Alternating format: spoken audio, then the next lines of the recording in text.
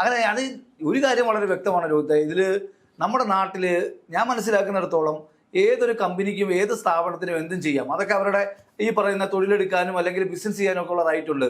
പക്ഷെ ആര് ചെയ്താലും നമ്മുടെ നാട്ടിലെ നിയമത്തെ വെല്ലുവിളിച്ചുകൊണ്ടല്ല, നിയമത്തെ മറികടക്കാനോ അല്ലെങ്കിൽ നിയമത്തെ പറ്റിക്കാനോ കഴിയില്ല. പക്ഷെ ഇവിടെ അത് നടന്നുകൊണ്ടേയിരിക്കുകയാണ്.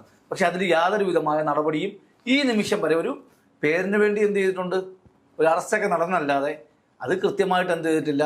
കാരണം അങ്ങനെ അറസ്റ്റ് നടക്കേണ്ട അങ്ങനെ അല്ലല്ലോ. ഇത് യഥാർത്ഥ കാരണം ഇപ്പോഴും വന്നിട്ടില്ല. ഞാൻ ഈ ബുക്ക് മൈ ഷോയ്ക്കെതിരെ നമ്മൾ പരാതി കൊടുത്ത ശേഷം എനിക്ക് പാലാരിവട്ടം പോലീസ് സ്റ്റേഷനിൽ ഒരു കോൾ വരുന്നു. എന്താണ് നിങ്ങളുടെ പരാതി? ഞാൻ ഇതാണ് പരാതി. അപ്പോൾ നിങ്ങൾ ബുക്ക് മൈ ഷോയുടെ ഗ്രീവൻസിൽ പരാതി കൊടുത്തോന്നാണ് ഞാൻ ചോദിച്ചത്. എന്തിന് ഞാൻ കൊടുക്കണം? ഈ നാട്ടിൽ നിയമ സംവിധാനങ്ങളുണ്ടല്ലോ, നിയമപരമായി പോലീസ് കോടതിയുണ്ടോ? എനിക്കറിയില്ല. പോലീസുകാരൻ ചോദിച്ചാൽ എങ്ങനെയാണ്? എനിക്ക് ഇതിന് വേണ്ടുന്നത് നിയമപരമായി എഫ്ഐആർ ഇട്ട് കേസ് എടുക്കുക എന്നുള്ളതാണ്. കൃത്യമായി പോലീസുകാരോട് പറഞ്ഞിട്ടുണ്ട് വിളിക്കാം എന്ന് പറഞ്ഞിട്ട് കട്ട് ചെയ്തിട്ട് പോയി. ഇതുവരെ വിളിച്ചിട്ടില്ല. ഞാൻ നാളെ ഞായറാഴ്ചയാണ്, മറ്റന്നാൾ പാലാരിവട്ടം പോലീസ് സ്റ്റേഷനിലേക്ക് നേരിട്ട് പോയി ഇത് തിരക്കാം എന്നാണ് വിചാരിക്കുന്നത്. അല്ല, അത് കൃത്യമായിട്ട് ഞാൻ പറഞ്ഞല്ലോ, ബുക്ക് മൈ ഷോ ഓഫർ ചെയ്ത് എന്താണോ അത് തരാൻ ബുക്ക് മൈ ഷോയ്ക്ക് ബാധ്യതയുണ്ട്. അതിൽ അവർക്ക് പങ്കില്ല, അല്ലെങ്കിൽ അങ്ങനെ അവർക്ക് അത് ബാധകമില്ല എന്ന് അവരെങ്കിലും അങ്ങനെ പറയട്ടെ. ഞങ്ങൾ ചെയ്യുന്ന പ്രോഗ്രാമിൽ ഒന്നും തന്നെ ഞങ്ങൾക്ക് ബാധ്യതയില്ലെന്ന് അവർ പറയട്ടെ. അല്ല, മാത്രമല്ല ഈ കൊച്ചിൻ കോർപ്പറേഷന്റെ അടക്കം യാതൊരുവിധമായ എന്റർടൈൻമെന്റ് ടാക്സ് അടയ്ക്കാതെ നടത്തുന്ന ഒരു പരിപാടിയാണ്.